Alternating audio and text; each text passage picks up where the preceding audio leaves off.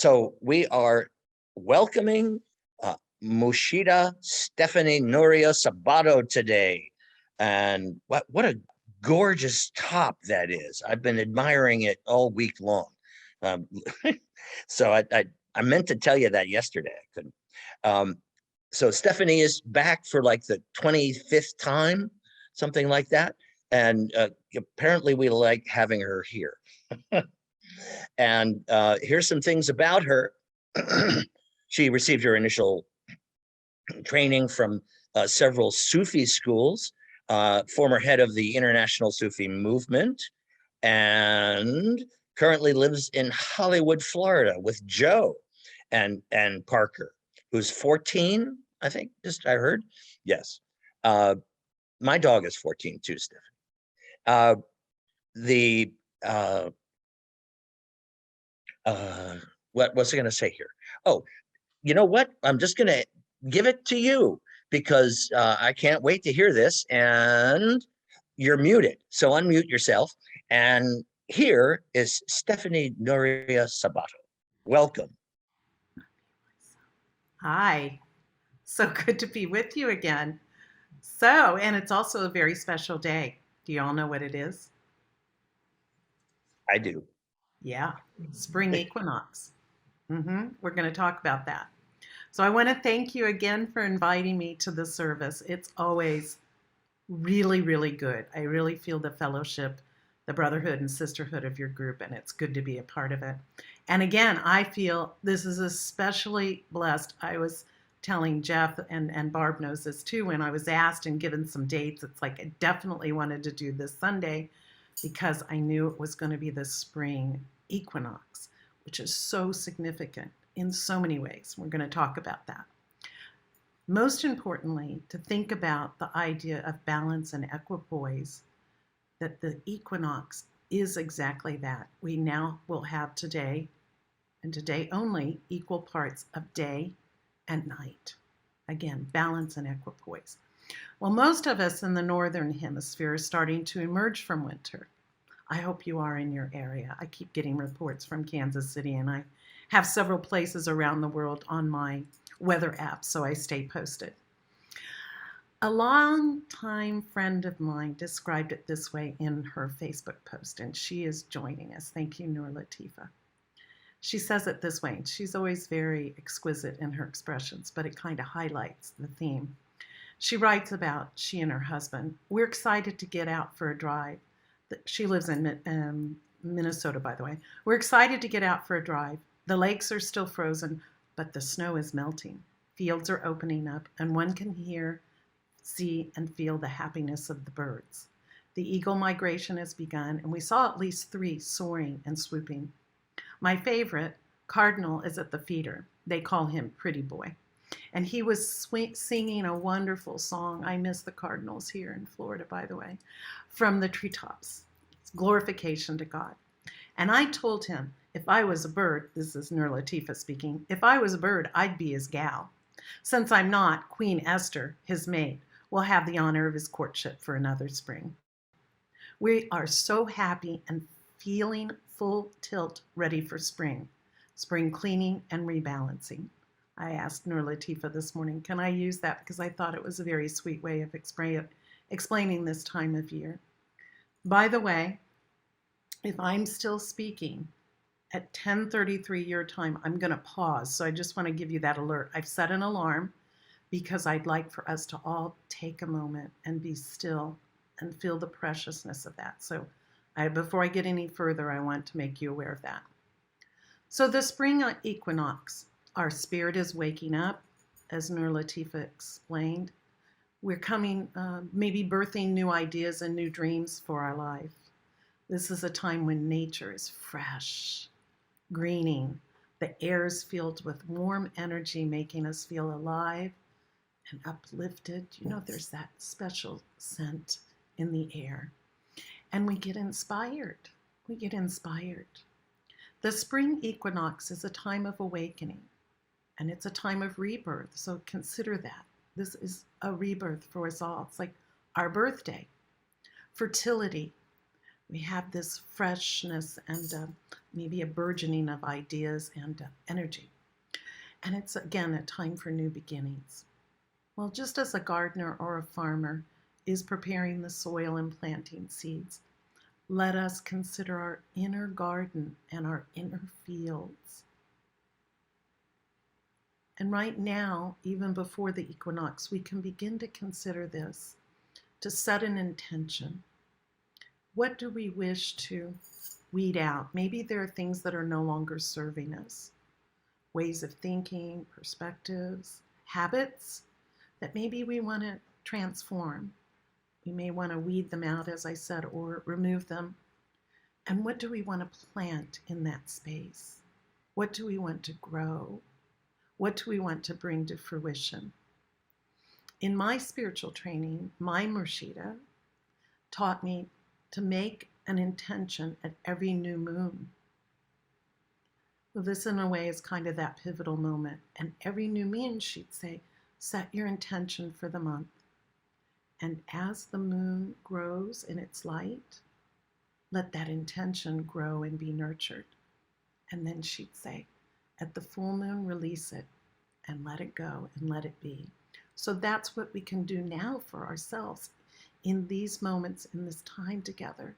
Consider what it is that we want to plant and grow.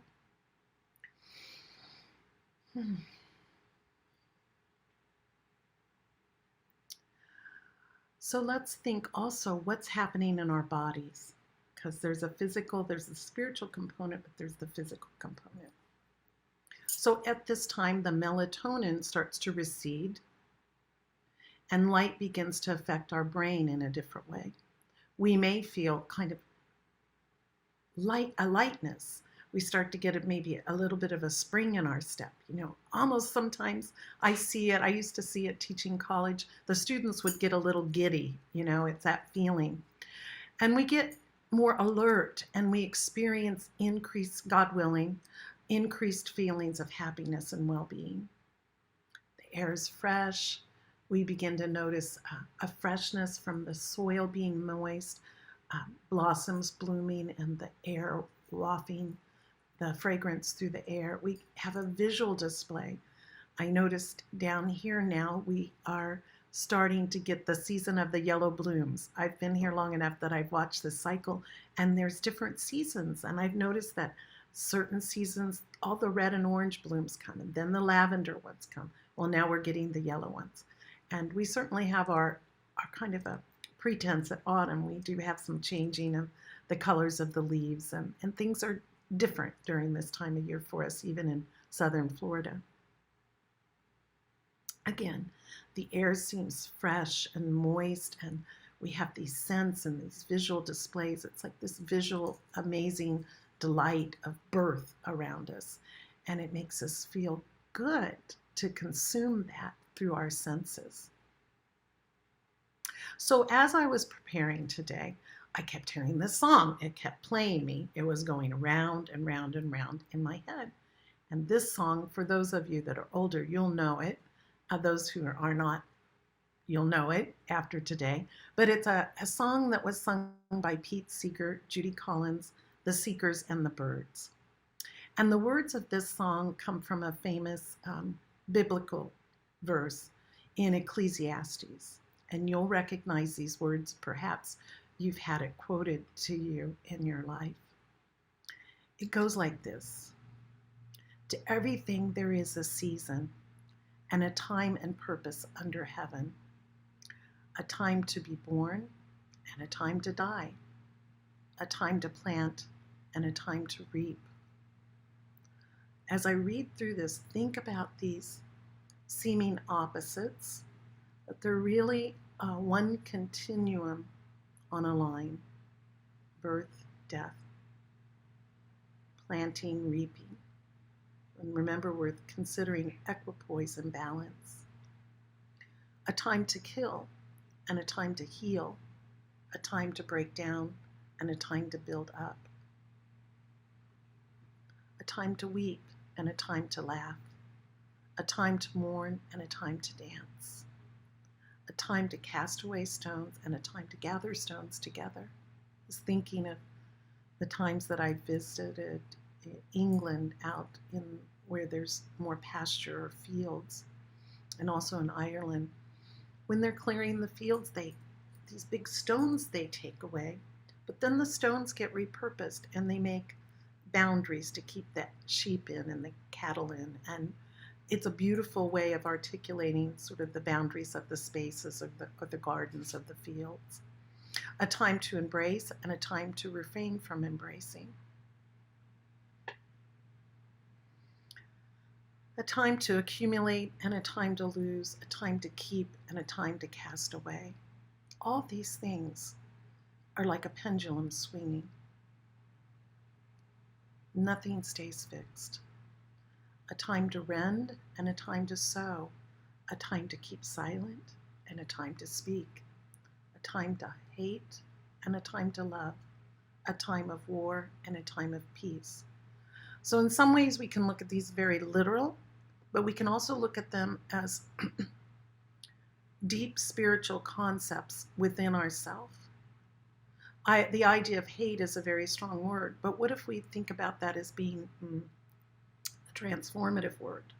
That something that is troublesome to us, that we get the courage to make a difference and change something.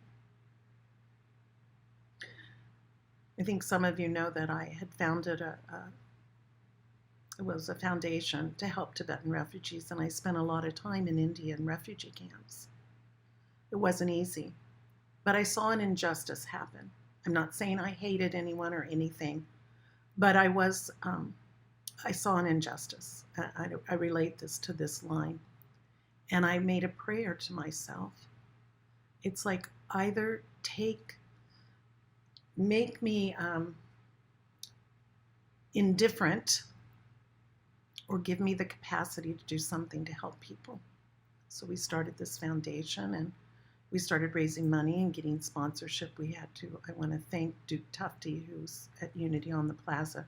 He was a great support and helped us have large organized events there and would always allow me to speak before a Buddhist speaker to kind of talk about the foundation. But I'm just drawing this as an example, not because I'm so special, but because it shows when someone sees something that needs to be changed, you can change it. Again, a time to keep silent, a time to speak. A time for war. Is that the inner war? Are we warring with ourselves to try to refine ourselves more, to love more? A time for peace. Think about those polarities, not as fixed emotions, but on a sliding scale. Please do. So again, the scriptural readings highlight a range of opposites, but it also implies, not so much in words, but in the punctuation. In the punctuation, if you saw it, there were commas and semicolons. And those, to me, indicate the Buddhist concept of the nature of impermanence. A reminder that nothing in life is fixed, that it is a spectrum. And you know what? Our lives, through hindsight, if we look backwards, we see how we've been in circumstances and we think things will never change. And guess what? They do. So our hindsight can give us insight into the future. Think about that. So when you need your courage and you need hope and you need faith, look back and see when there have been other times that have challenged you.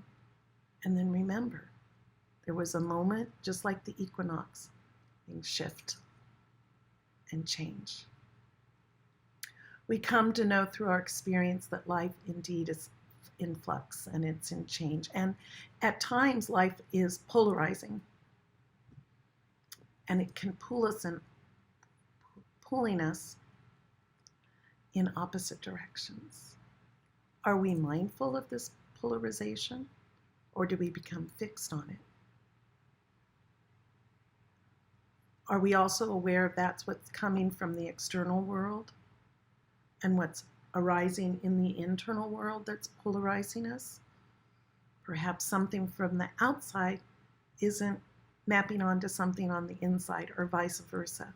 But again, can we take a moment? Are we mindful of this polarization? Are we mindful? And just like we could do here. Think about it. I had a really good friend of mine, Murshida Greer. She recently passed away, but she would lead us in practices and she'd say, now we're going to stop. So it's like hitting the pause button or the stop button. And she'd say, empty, stop, just stop. So that's what I'm asking us to take from this talk. When we're feeling that polarization, agitation, pause. And just like Dennis told us, take a deep breath.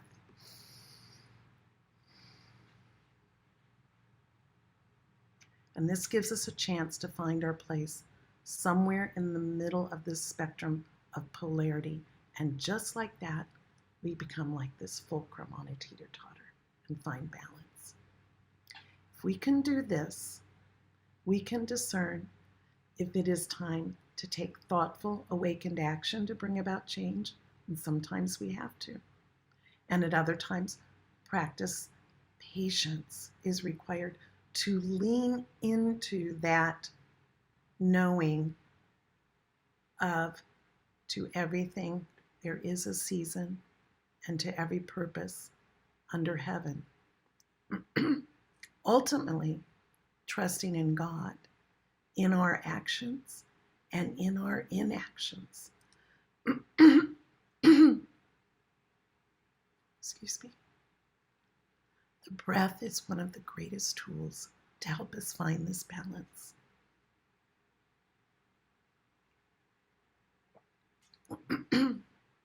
Well, the last time we were together, I guided us on a concentration practice. We focused on a candle and we used our breath and some visual tools or assets of visualization with the breath. And today I'd like to share another breath with you. And it has everything to do with balance. That's why I want to share this one with you. The name of this breath it's varied. Hinduism will call it pranayama. Some traditions call it alternate nostril breathing. And in Sufi terminology, which is of course my lineage, among others, it's called kasab, sometimes spelled Kasab or Qasab. You could look it up if you want to. Well, the purpose of this breath is to create a kind of balance and an equipoise. And through the tool of breath, this is done in a rhythmic breathing pattern. So what does kasab do for us? Pranayama, alternate nostril breathing. It uses the active channel of the breath and the receptive channels of the breath. My teachers always told me, if you want to be master of life, be master of your breath.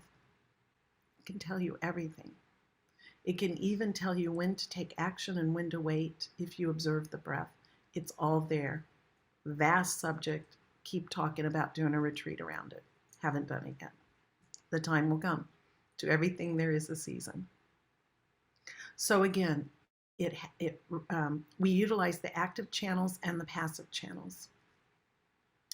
And then after that, we use both channels to create a kind of stillness. So through the practice of kasab, the development, awareness, and perception of the qualities of active, passive, and balanced are made clear. Again, it's not something that's going to maybe necessarily happen in this session, but you can always go to our website. This video will be there, and also my notes, so you could go there if you want to learn more and keep practicing it. It's a safe practice for you to do. It'll do you no harm, but it can do a lot of good.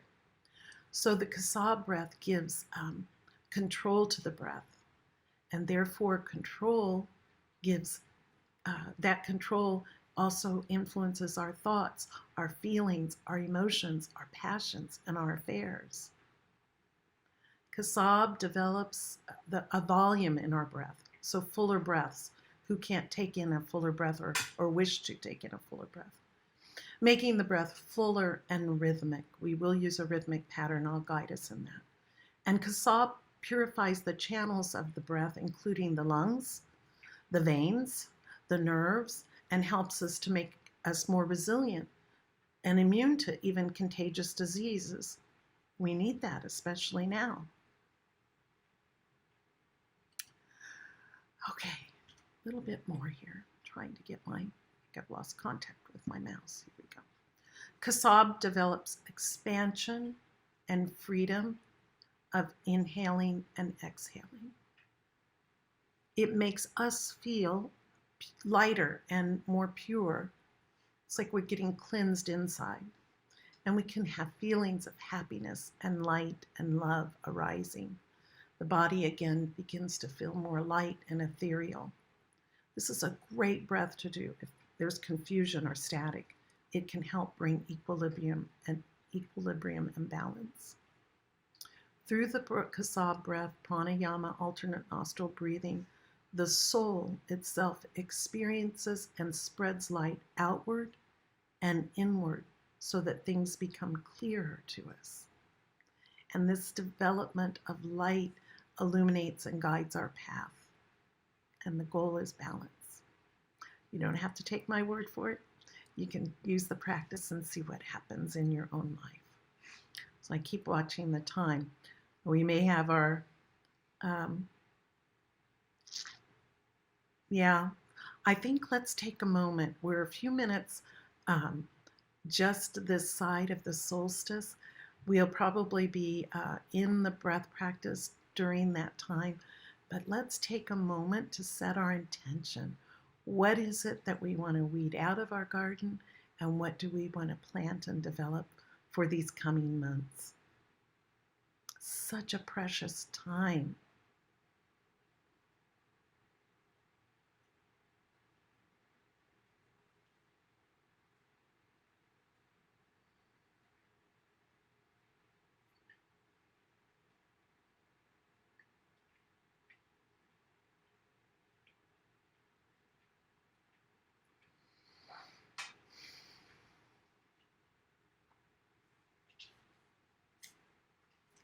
So I'm going to explain the pattern of this breath. You don't need to remember it. I will guide us through it. But I think if I say it, it'll enter into the mind stream, and then you can let go of trying to remember everything and just follow the instructions.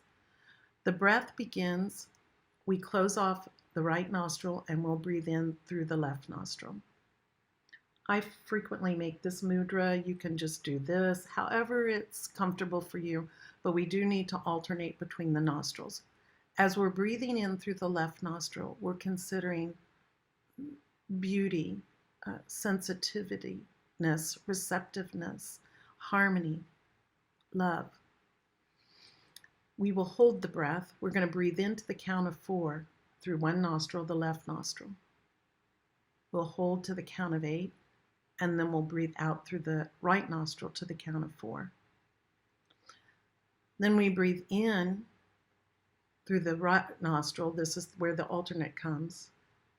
This is the active principle, power, might, energy, activity. So we breathe in 4, we'll hold 8, and we'll breathe out 4 to the left. We'll go back and forth like this 5 times. Again, I'll tell you when we're breathing in and what nostril. I'll also do the counting for us, so you can let all else go. And at the end of that cycle, we'll do one more cycle where we'll breathe in through both channels, nostrils. We'll hold to the count of 8 and we'll breathe out. Oh, this is our moment, 1 minute before the actual astronomical solstice. Start in winter and end in spring. What's that? We could start in winter and end in spring. Yeah, that's right. My husband's there. It looks like he's behind me right there. He's actually in front of me. There's a mirror behind me. This is all mirrored. So someone said, why is Joe sitting behind you? It's like, I would never do that to Joe. He's sitting in front of me. So yes, we're beginning in winter and we will end this session in spring. Think of that. Again, take a breath. center. Try to feel balance and equipoise. What are we weeding out, and what are we planting to bring to fruition? Spring cleaning from the inside out. Again, after we do this alternate breathing, we'll breathe in through both nostrils, we'll hold, and we'll breathe out. Okay, you game? Shake your head. Give me a thumbs up. You ready? Okay, it sounds complicated. It's not. You're going to love this, and I'll tell you what. I find that this practice every day helps to set a balance. It helps me become more focused. It helps to sort of elevate my consciousness. And I really try to do it every day. I made a commitment. There are days when I don't for some reason, and I can feel the difference. So for me, it's really spiritual medicine. And if it serves you, then again, like I said, it'll be available. Maybe Jeff or Barb, we can make sure there's a link to our website. I can send that to you where this will be published on your Facebook and in your notes on YouTube so people can access it again should they wish to. Okay, so we're going to begin with a very strong exhalation. We're going to empty our lungs, and every single breath, try to do that. Think of it as an internal yoga. We're really working the accordion of the lungs, even the upper lungs. We're letting things fan out. That way you can hold your breath to the count of 8. We'll be on a 60 beats per minute, so it's not real long. We're asking you to hold your breath. But we're going to take a deep breath in and a deep breath out through the mouth.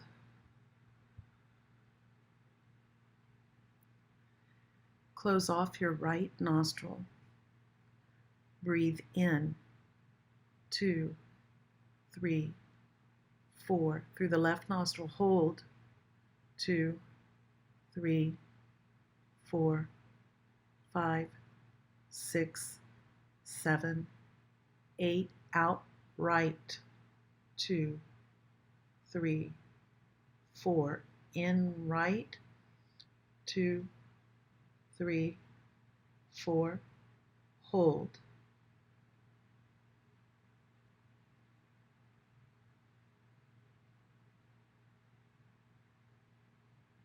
Out left 2, 3, 4. In left.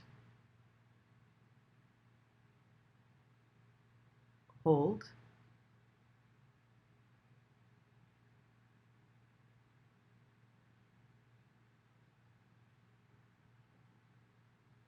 Out right.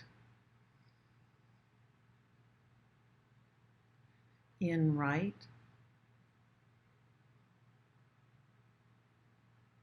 Hold.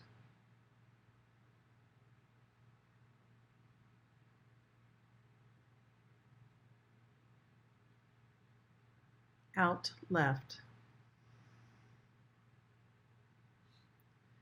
In left. Hold.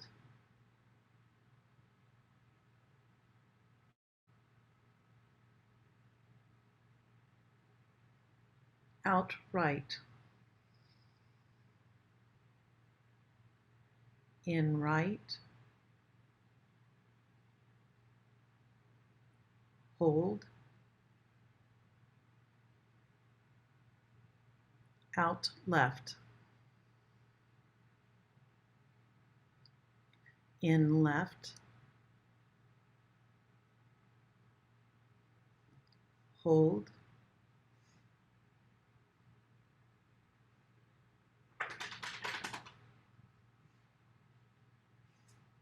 Out right. In right. Hold.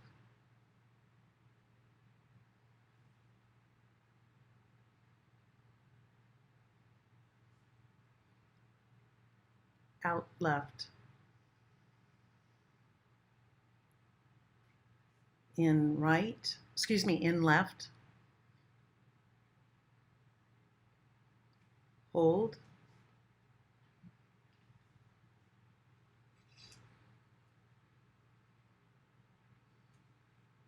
out right,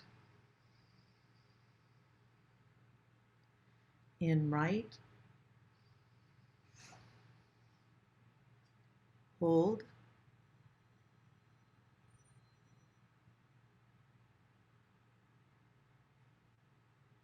out left.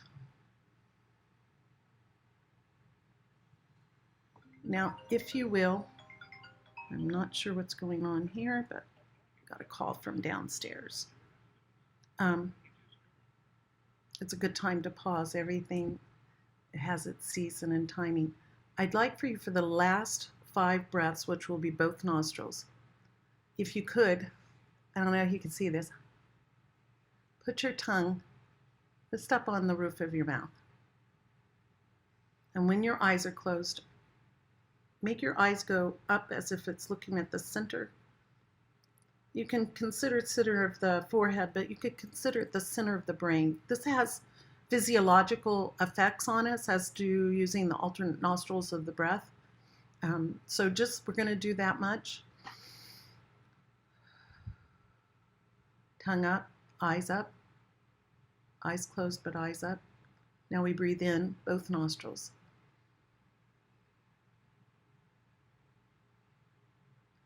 Hold.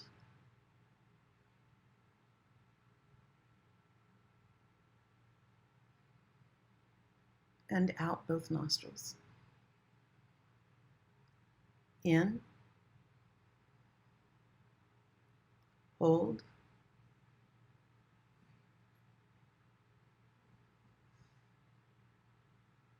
Out. In. Hold.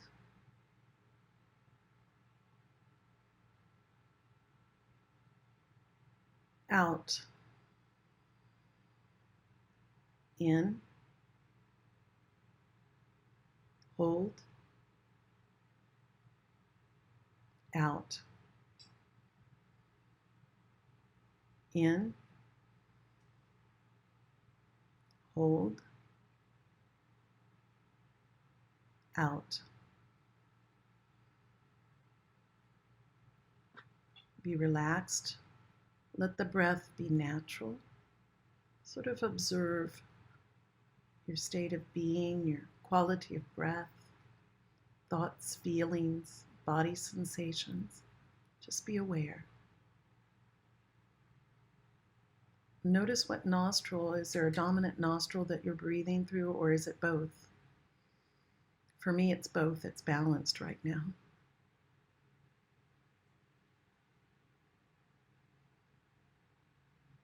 Thank you for your patience in going through this practice with me. Now, I'd just like to say some practical, here's an example of a practical use of this breath. So I would go into the classroom, and sometimes it would seem chaotic, like kids were all wound up about something. I wouldn't say anything. I just observe my breath and try to bring it into balance in both nostrils. It would change the atmosphere. It's very practical. I always talk about demystifying mysticism. This is a way. Likewise, if there was a lethargy in the class, I would try to just close off my left nostril and breathe through my right nostril. That's the active, the solar, the radiant quality. Or when giving a lecture, you want to do that, or a sermon.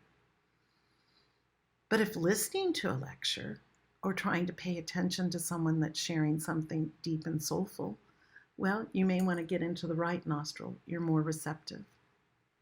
A piece of advice that my Murshida gave me was never go into a hospital room where someone's ill, breathing in the left nostril, dominant. Shift the breath to the right nostril so you're radiant, you're giving life force to people, and you're not absorbing the illness. There's something very practical about this old wisdom and these breaths that have come to us through ages and ages, centuries really, of understanding of breath. So I'm taking up all the time, and I'm sure I've gone over, and I hope you'll forgive me. I have just one statement to close with, because I think it's a it's poignant here. So some decades ago, it probably was in the 80s or early 90s, I was in Kansas and I was in this vast landscape where I could see in both directions to the horizon. I get the goosebumps when I think about it. On one horizon to the west, I saw the sun setting. And to the east, I saw the moon rising. And they were in perfect equilibrium. Just close your eyes and imagine being the fulcrum between these two things.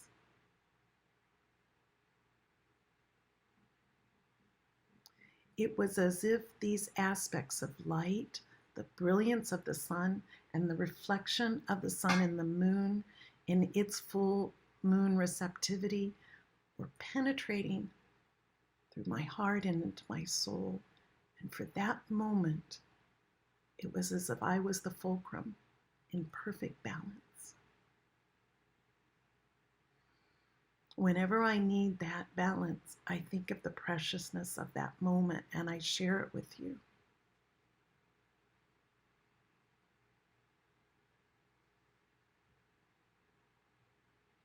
Perhaps that will offer an image or a visualization to bring stillness in between activity and receptivity into equipoise.